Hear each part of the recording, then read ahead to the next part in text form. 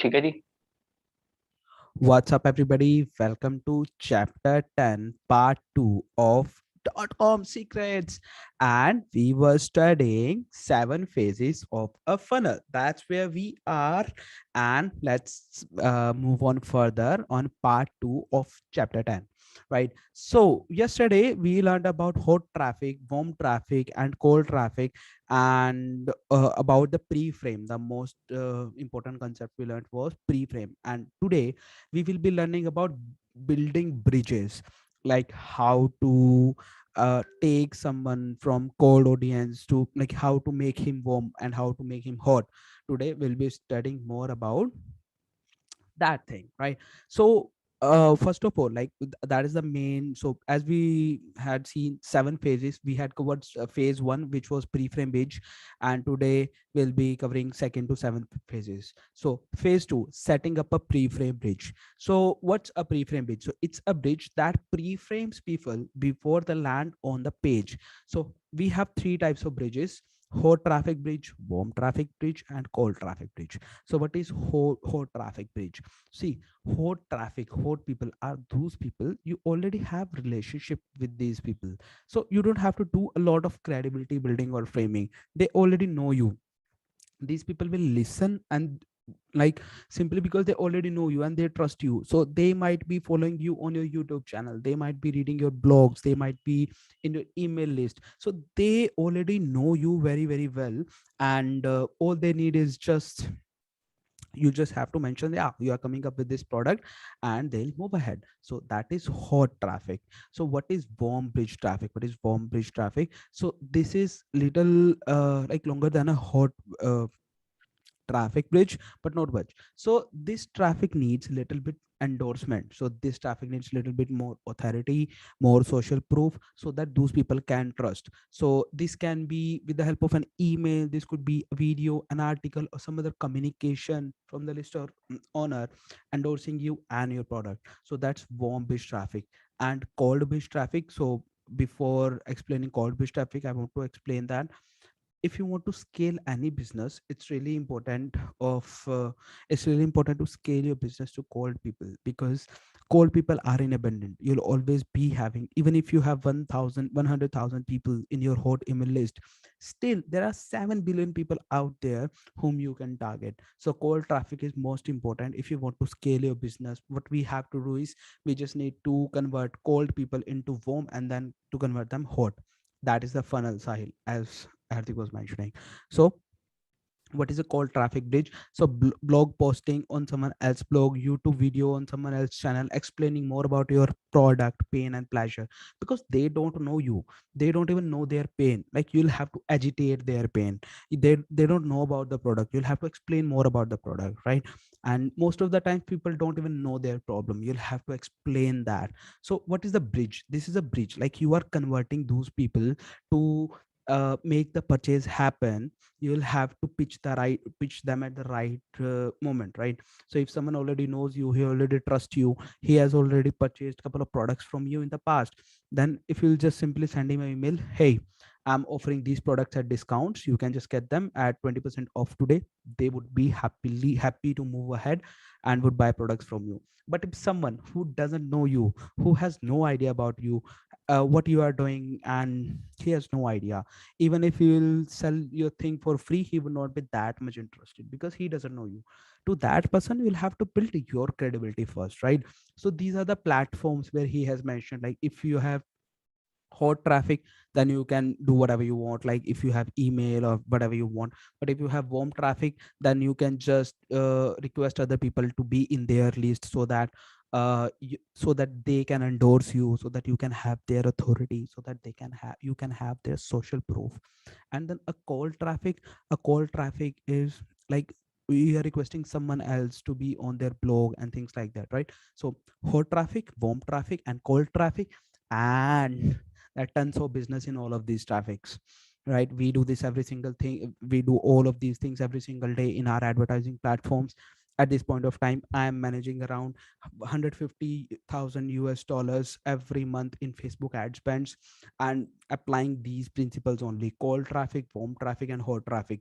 First of all, we run advertisements over cold people, then we retarget those people, and with our content, we nurture them, we share our story with them, and then we retarget those people who have already made our purchase. If someone has purchased your A product, then it's very easy to sell him your B product, because he knows you, he trusts you, he's already into you, right? So that's very very easy. So you just retarget those people, and those ads generally give around 5 to 7 ROS. ROS means returns on ad spend. So that was second phase. Then we have third phase: qualify subscribers.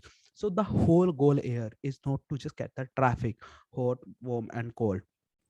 The main goal here is to find out those person who is giving to willing to give you an email address in exchange of information. That's the main goal here.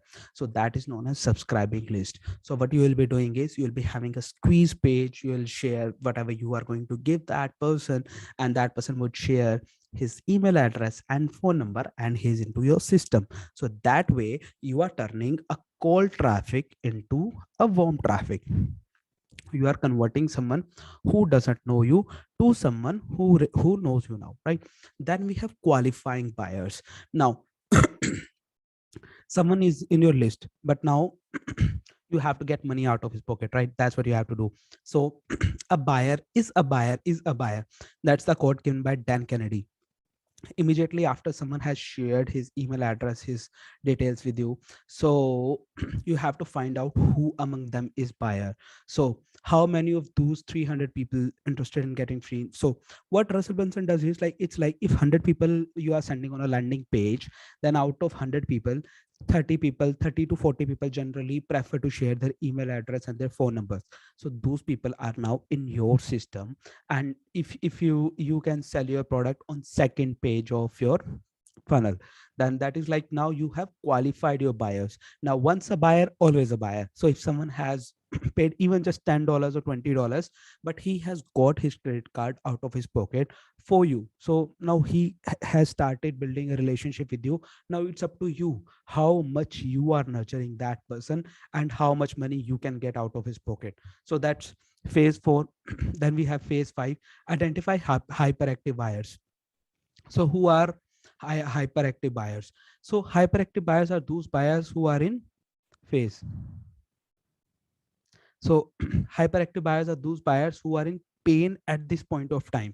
So it's like, this might happen with you as well. Like sometimes, like, I'm like, I have to go to gym, I have to go to gym, I have to lose down my weight. So suddenly, like, we are too much inspired by something that we buy all of the gears. I have to get dumbbells, I have to get this thing, I have to get this thing, I have to get this, and suddenly we spend tons of money in a single shot. So what is that stage? That is hyperactive buying stage. So like, I had similar thing around an year back, when I was like, own I have to set up my own studio. So in a single day, I purchased lights, I purchased like green screen, I purchased stands, I purchased this ring light, I purchased everything whatever I could. I purchased this blue Yeti. I was at hyperactive stage at that moment. And people who are in pain at this point of time, what are they willing to do right now and elevate their pain? You want to be able to offer them something, and if you don't, they will leave your side, they will leave you and go somewhere else and buy from there, because they are interested in buying, right? So that's what they do. Always think ahead of time, and you don't understand none of them. Yeah, that's good. So phase 6: age and extend the relationship. So now they have shared their email list, you have qualified them, they have made an initial purchase, and some hyperactive people have bought like all of your upsells and something. If you want, like, I can give you a real example. So recently, last month, we had a challenge launch where we spent around 18 grands in advertising spend, and we generated around 50 grands in purchase conversion value, in revenue. So, and you know what, out of them the ticket price was just $700, but we had an offer of $5,000 as well. $5,000 as our biggest upsell, high ticket offer. We got two purchases for $5,000, and suddenly our revenue shot from $40,000 to 50,000 US dollars with just those two upsells. Who those two people were? They were hyperactive buyers. So they were so committed to solve their problem at that some point of time that they just went ahead and move ahead with the purchase. So that's hyperactive stage. So age and extend the relationship. Now, like you have gone through all of those stages. Now what you have to do is you have to build a relationship with that person so that you can get money out of his pocket on regular intervals, honestly. So that's what we do. So like we learned about soap opera sequence, we learned about sequence, scene filled email sequence. So we use all of those strategies, and then uh we build the relationship with the person and nurture them, and we just extend the relationship more. And phase 7 is changing the selling environment. So basically what happens in US market is it's very easy for people to make a decision for $100 up to $500 up to $1,000. So they can take a decision of $1,000 pretty easily. Like $100 $500 is very easy, $1,000 is a little bit difficult. But if you will ask someone 5,000 US dollars on your landing page, that won't work. They won't trust you because $5,000 is not a small sum even for US people, right? So that's the thing. So what we have to do in that case is, like, someone has bought your $100 product on your sales page. After that, you are selling them $1,000 offer in a webinar, and then to get a sale for 5,000 US dollars, what you'll have to do is you can now change your selling environment. You can now change your selling environment to one-on-one consultation calls. To anyone who has got your webinar, purchased your $1,000 product, you can now ask them, hey, you have purchased this product, and now we are offering you a free one-on-one consultation call because I want to help you more. And on that one-on-one consultation call, you can pitch your 5,000 US dollars product. That's what we did in our latest challenge launch, which I have explained in the upcoming in the phase above. So to all those people, we had around 50 purchases for our $700 product, and in those 50 purchases we offered them one-on-one consultation call for free. Out of them, around 10 people took the consultation call, and we got two purchases worth $5,000 each. So that was worth the time and effort we spent over there. So that's what you'll have to change the selling environment on the basis of your product, right? So that's what you have to do. That is phase 7. So what we learned in chapter 7 7 phases, chapter 10 7 phases of a successful funnel. What those phases were, I'm just giving a quick recap. Number 1 was pre-frame. Determine the audience temperature, pre-frame them. In psychology, that is called halo effect. We also call that priming. That is also called heuristics. So like, if there's a very general quote regarding that, first impression is the last impression. So that's the thing. And then we have second part, which is setting up a pre-frame page. Third part, which is qualifying subscribers. Then we have fourth part, which is qualify buyers. We have fifth part, identify hyperactive buyers. And then we have sixth part, which is age and ascend the relationship. And then we have seventh part, which is changing the selling environment. So there's nothing new to me. We are implementing every single thing every single day in our business and in the funnels I am managing.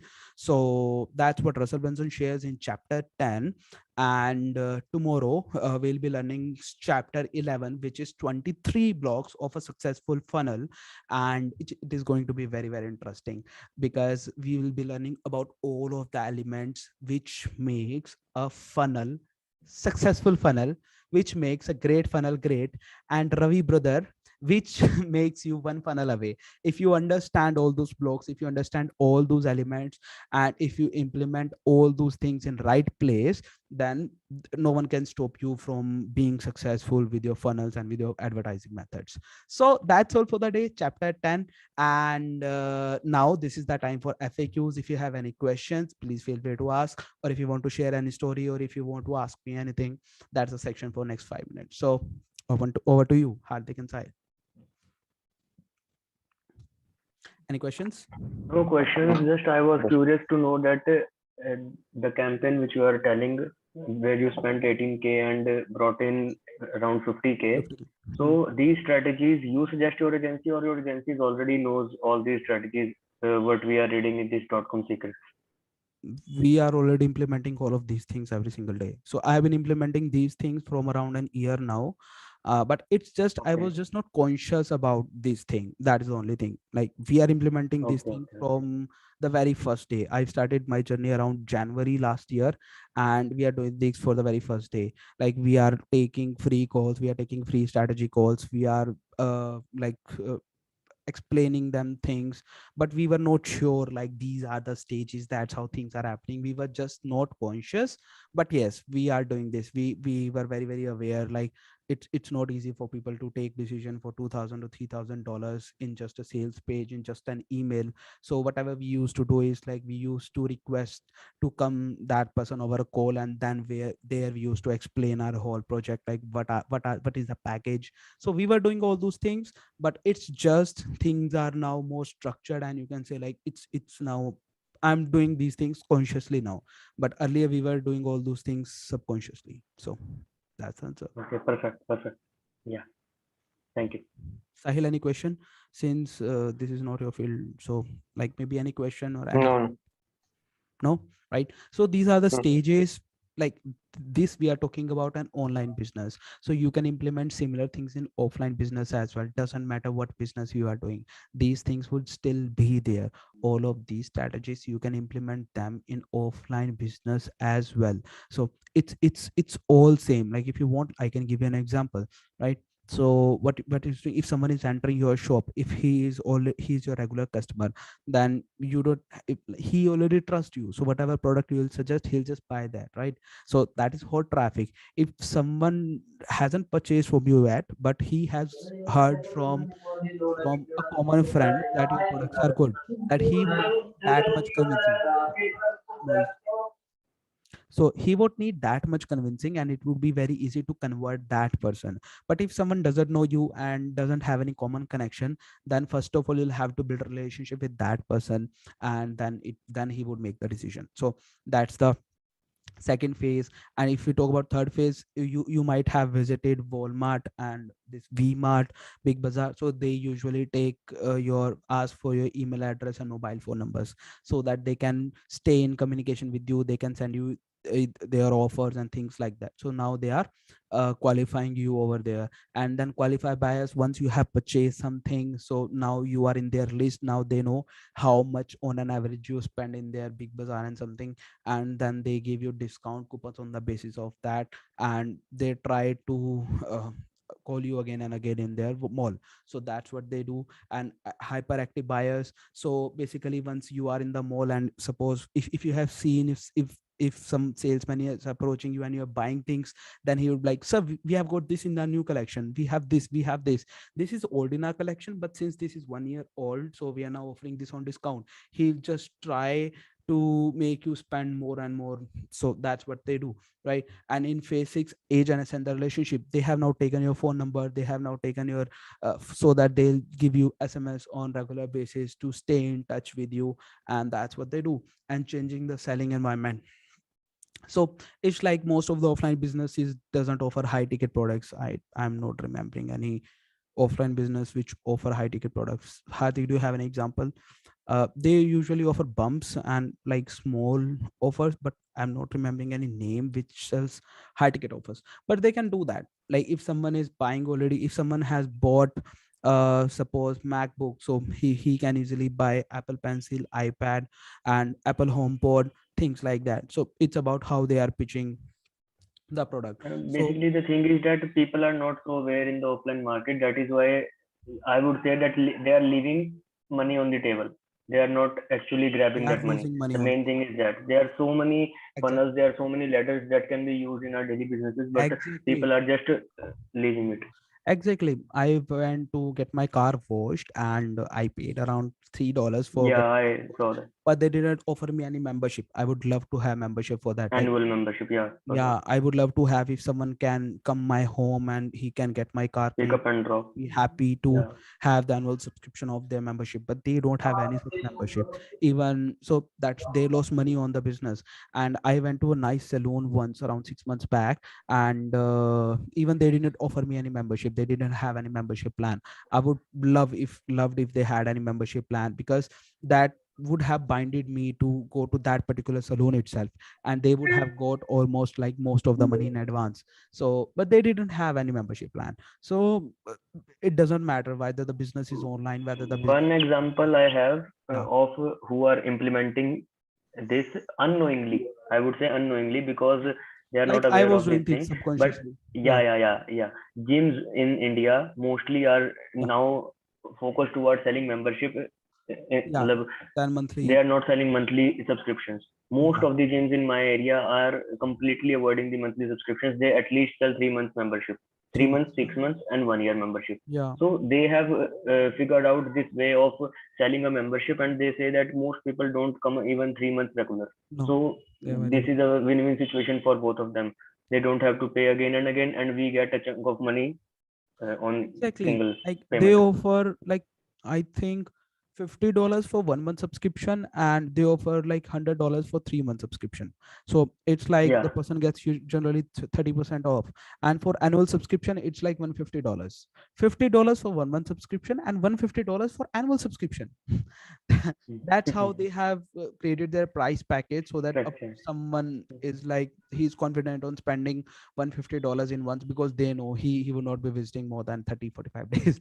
So that's what they're doing. This So strategy also is implemented by you must have seen in McDonald's. yeah, They offer the small cup for $5, medium cup for $5.5, and yeah, large cup for $6. exactly. That That's makes the called decoy large marketing. more value for money. Right. That's called decoy marketing, which Hardik has shared. So, guys, see you tomorrow again with chapter 11, which is 23 secrets, 23 elements, building blocks of a successful funnel. So, we would be studying each of them one by one. So, that's all. If you have any questions, you can reach me back in comments wherever you are watching this video. See you tomorrow and see you in the next session. Bye bye.